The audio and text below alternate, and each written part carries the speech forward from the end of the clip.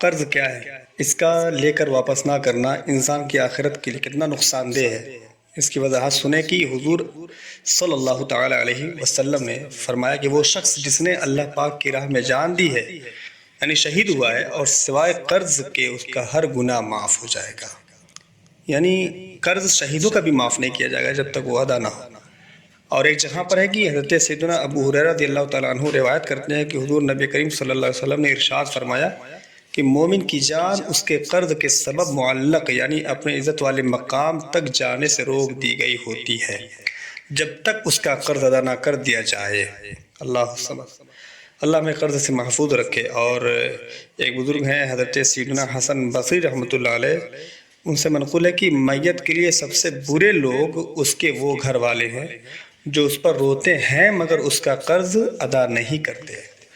سوچیں عزیزو، یہ رونا دھونا جو ہوتا آپ دیکھتے ہی ہیں، یہ ایک سمجھ لیجئے کہ رسم کے طور پہ مانا جائے گا۔ اگر آپ اس میت کا قرضہ ادا نہیں کرتے تو رونا آپ کا کوئی فائدہ نہیں دے گا۔ اصل چیز ہے کہ میت کا قرضہ پتہ کریں کہ اس کے ذمے کسی کا قرضہ ورزہ ہو تو فوراً اس کو واپس کرنے کی کوشش کریں۔ اور دوسری بات دیکھیں کہ حضرت سیدنا سمورہ بن جندب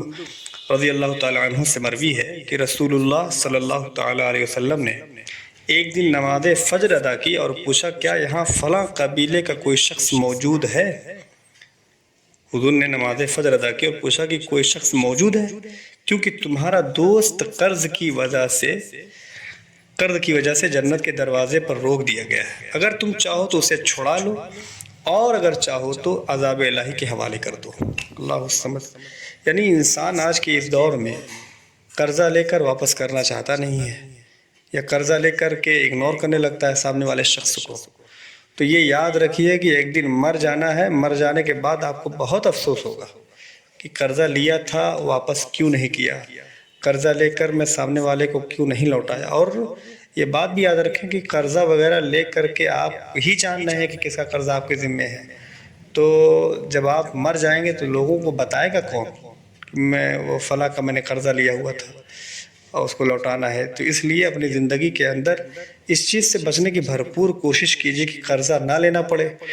اور اگر قرضہ بحالت مجبوری اگر لے بھی لیتے ہیں تو بہت جلد اس کو ادا کرنے کی کوشش کیجیے، اور اس کے متعلق اپنے بیٹوں کو، اپنے بیٹوں کی امی کو اور اپنے بھائیوں اور رشتہ داروں کو بھی آگاہ کر دیں کہ میرا فلاں پر قرضہ ہے اور اس کو دینا ہے، تاکہ اگر آپ اچانک کبھی آپ کا حادثے میں کسی وجہ سے انتقال ہوتا ہے تو وہ لوگ اس کو ادا کر دیں اور آپ کی نجات کا ذریعہ بنیں۔